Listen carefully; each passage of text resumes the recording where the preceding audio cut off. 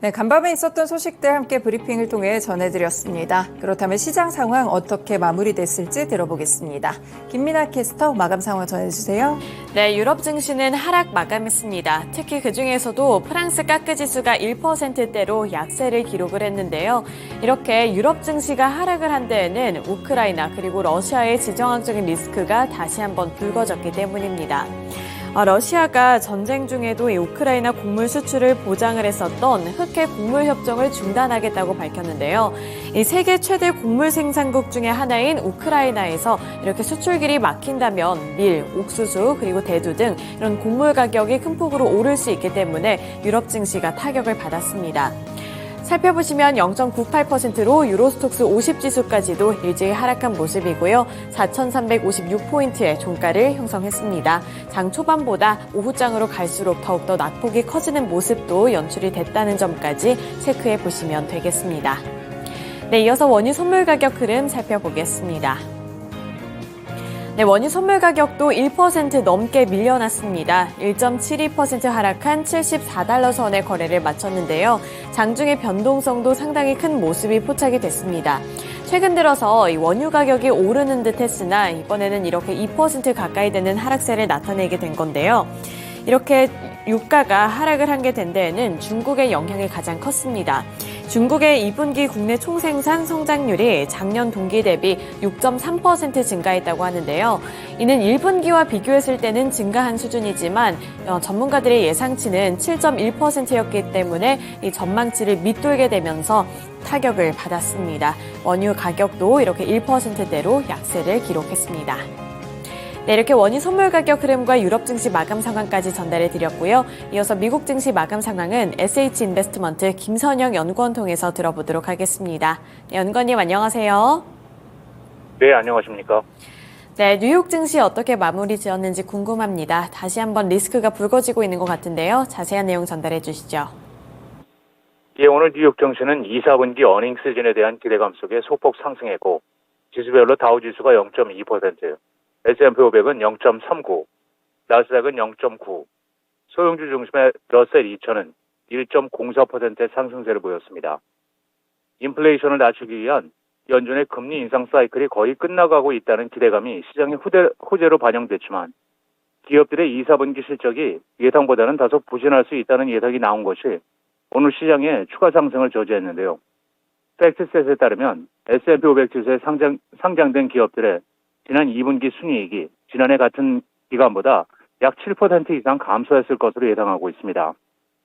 한편 이번 주는 다음 주 예정된 7월 FOMC를 앞두고 연방준비제도의 당국자 발언이 금지되는 이른바 블랙아웃 기간이지만 금리 인상 사이클 종료에 대한 기대감 역시 높아지고 있는데요. 현재 채권 선물 시장에서 연준이 7월에 기준금리를 5.25에서 5.5%로 한 번 인상할 가능성을 95%로 점치고 있으며 그 이후 한 번 더 인상할 가능성은 약 23% 정도로 예측하고 있습니다. 오늘 업종별로는 제조, 소재, 임의 소비재, IT, 금융업종 등이 소폭 상승했던 반면 유틸리티, 부동산, 필수 소비재, 헬스케어가 하락했고 벤치마크인 10년 만기 국채금리는 전일 대비 하락한 3.797%, 달러 인덱스는 0.1% 하락하며 2022년 4월 이후 최저 수준을 나타냈습니다.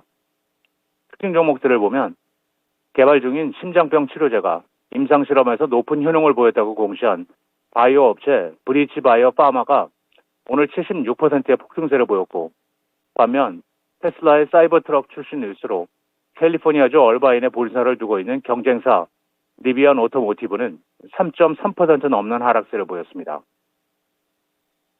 제넷 옐렌 미 재무장관이 강력한 노동시장과 인플레이션 데이터를 근거로 미국의 경기 침체를 예상하지 않는다고 주장했고 미국 경제가 인플레이션을 낮추는 좋은 경로에 들어섰다고 지적했습니다. 그는 이와 함께 중국의 예상보다 약한 경제 지표에 대해서는 중국의 저성장은 미국의 부정적인 파급 효과를 가져올 수 있다고 우려했는데요.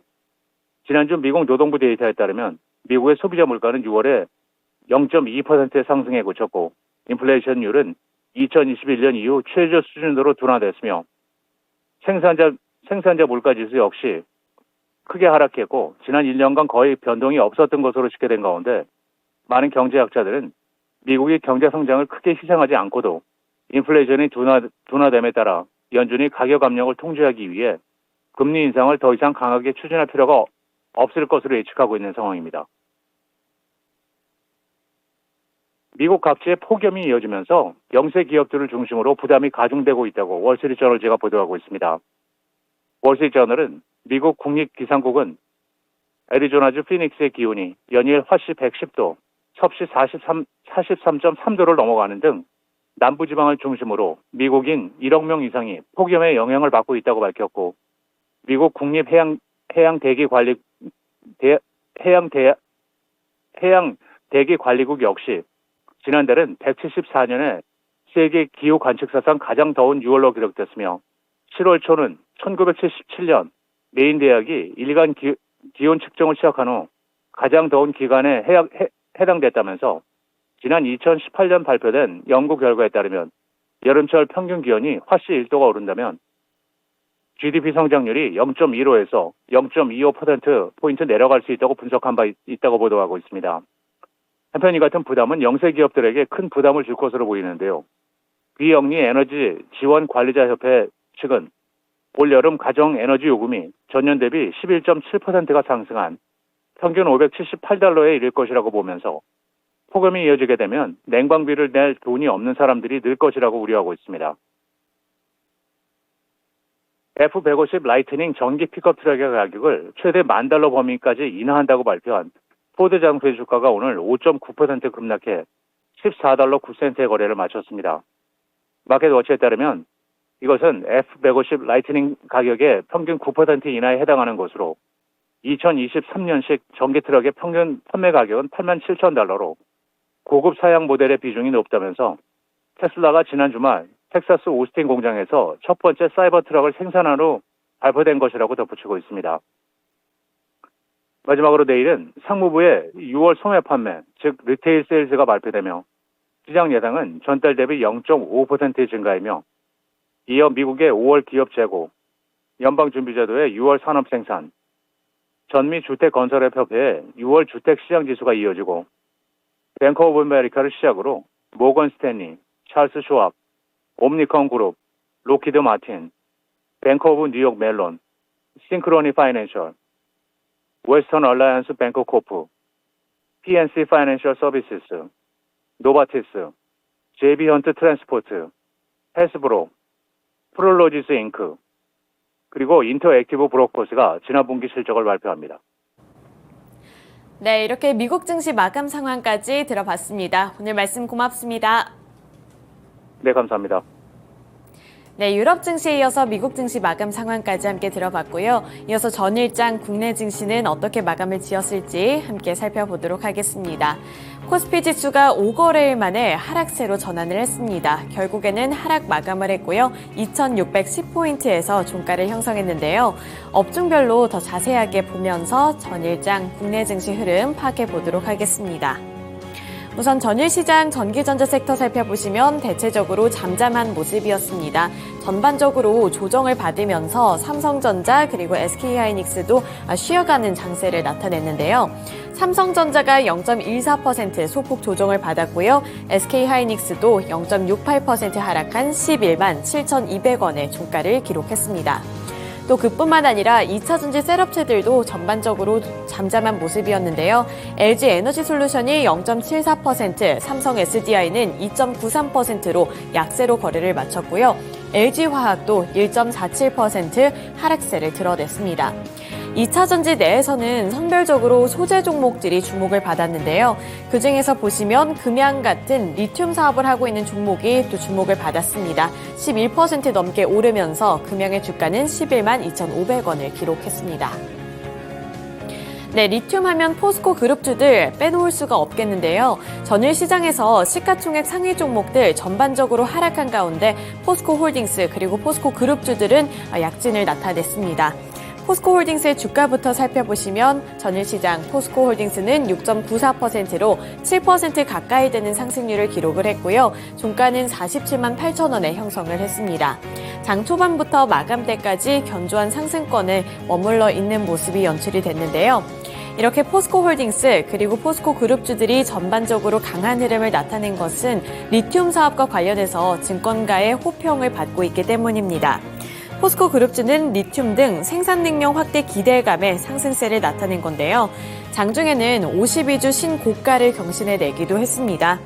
증권가에서는 회사의 리튬 사업 가치를 높게 평가하면서 목표 주가를 올리기도 했고요. 이에 따라서 투자 심리가 개선된 영향으로 풀이를 해볼 수가 있겠습니다. 대표적으로 유진투자증권은 보고서를 통해 포스코홀딩스의 목표 주가를 기존 44만 원에서 50만 원까지 올려 잡았는데요. 2026년 기준 리튬 사업의 가치를 기존의 4조 9천억 원에서 6조 7천억 원으로 상향을 했기 때문입니다. 이 리튬 사업과 관련해서 포스코홀딩스 그리고 포스코 그룹주들 긍정적인 평가를 받고 있다는 부분까지도 투자 포인트로 잡아보시면 되겠습니다. 네, 이어서 전일시장 또 주목받았던 테마를 살펴보도록 할 텐데요. 섹터 내에서 살펴보시면 건설주들이 빨간불을 켜냈습니다. 대표적인 종목들 현대건설 그리고 대우건설이 되겠는데요. 현대건설이 4% 올랐고요. 대우건설은 9.82%로 조금 더 상승폭을 확대해 나갔습니다. 현대건설 4% 오른 39,000원의 종가를 형성한 가운데 장 초반에는 변동성이 있었지만 장 막판에는 견조한 상승권에 머물러 있는 모습이었고요. 대우건설 같은 경우에는 9.82%로 4,695원의 종가를 형성했습니다. 이렇게 우크라이나 테마주로 엮이면서 건설주들이 상승을 했는데요. 우리나라 기업들이 우크라이나 재건에 여러 참여할 것으로 예상이 되고 있는 가운데 이렇게 현대건설 또 대우건설도 탄력을 받았습니다. 현재 우크라이나 재건 사업 규모는 총 2,000조 원이 넘을 것으로 관측이 되고 있는데요. 지난 5월까지 한국의 우크라이나 재건 사업 참여 규모는 우크라이나 정부의 요청을 받은 200억 달러로 한화로 봤을 때는 약 25조 원에 달하는 규모입니다. 여기에 폴란드와 함께 수주전에 나설 수 있는 민간 사업 역시나 320억 달러로 하나로 봤을 때는 약 41조 원으로 집계가 되고 있는데요. 따라서 이 재건 프로젝트에 대한 기대감이 유입되면서 전일시장에서는 이렇게 우크라이나 재건주들 전반적으로 올랐고요. 현대건설과 대우건설 같은 경우에는 개별적인 호재 소식까지 이어졌습니다. 현대건설 같은 경우에는 우크라이나의 보리스필 국제공항 현대화 사업에 MOU를 체결했다는 소식에 이렇게 탄력을 받았고요. 대우건설 같은 경우에는 폴란드 건설협회와 이알버드와 함께 MOU를 체결했다는 소식에 강세를 나타냈습니다. 네, 이어서 코스닥 시장으로 넘어가 보겠습니다. 코스닥 지수는 5거래일 연속으로 상승을 했습니다. 이 상승폭이 크지는 않았지만 5일 연속으로 이렇게 상승권에 머물러 있는 모습이었고요. 898포인트의 종가를 형성했습니다. 업종별로 더 자세하게 살펴보도록 할 텐데요. 우선 반도체주들 최근 들어서 이 코스닥 시장에서 연일로 상승하는 흐름이 나타나고 있습니다. 코스피에서는 부진한 모습이 나타났음에도 불구하고 이렇게 중소형주 중심의 강세가 나타냈는데요. 대표적인 종목들의 주가까지만 살펴보도록 하겠습니다. 원익 IPS 3.56% 올랐고요. 하나 머티리얼즈 연일로 상승하면서 전일 시장에서도 3%대 상승세를 기록했습니다. 5만 100원의 종가를 형성했고요. SFA 반도체가 1.58% 오른 가운데 나머지 종목들도 일제히 빨간불을 켜냈습니다. 이렇게 반도체주들 상승을 할 수 있었던 것은 반도체 업황이 개선될 것이다. 이 기대감이 결국에는 또 한 번 원인이 된 거였고요. 하반기부터 이 반도체 업황의 사이클이 올라갈 것이다. 이런 전망이 지속적으로 나오고 있다는 점도 함께 체크를 해보시면 되겠습니다. 네, 이어서 리튬주들 살펴보겠습니다. 코스피 시장에서 제가 리튬주들 설명을 해드리면서 소재 종목 내에서 리튬 종목들이 관심을 받고 있다는 점 말씀을 드렸는데요. 포스코 엠텍도 1.81% 올랐고요. 강원 에너지도 5.26% 오른 가운데 하이드로 리튬도 1.54% 오른 32,900원의 종가를 형성했습니다. 최근 들어서는 이렇게 소재를 확보하는 전쟁이 펼쳐짐에 따라서 리튬이 많이 부각을 받고 있는 가운데 소재 내에서도 리튬 종목들 급등하는 양상이 나타나고 있다는 점도 함께 체크를 해보시면 되겠고요. 마지막으로 개별 종목으로 펄어비스 살펴보도록 하겠습니다. 디지털 콘텐츠 섹터 내에서 게임 종목들 그 안에서도 펄어비스가 3%대 강세로 거래를 마쳤고요. 55,400원의 종가를 형성해냈습니다. 장 초반부터 마감대까지 상승폭을 확대해 나가는 모습이 나타났고요. 펄어비스의 경우 게임주 내에서도 이 3달간의 흐름 보시면 수익률이 23%를 넘어서는 모습이고요. 6개월간 반년간의 흐름을 보시더라도 24% 넘는 수익률을 기록을 하고 있습니다. 펄어비스 같은 경우에는 기관 투자자들이 9거래일 연속으로 매수를 하고 있다는 점도 확인을 해보시면 좋을 것 같은데요.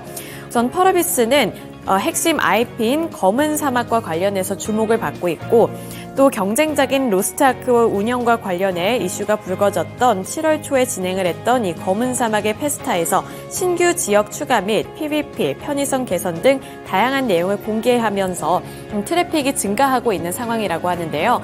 이에 따라서 증권가에서도 긍정적인 리포트를 발행을 했습니다. 목표 주가를 59,000원으로 상향을 하면서 긍정적인 평가를 내놓고 있다는 점도 펄어비스와 관련해서 살펴보시면 되겠습니다. 네, 이렇게 코스피 시장 그리고 코스닥 시장에서의 특징주들까지 함께 알아봤고요. 지금까지 글로벌 증시 마감 상황이었습니다.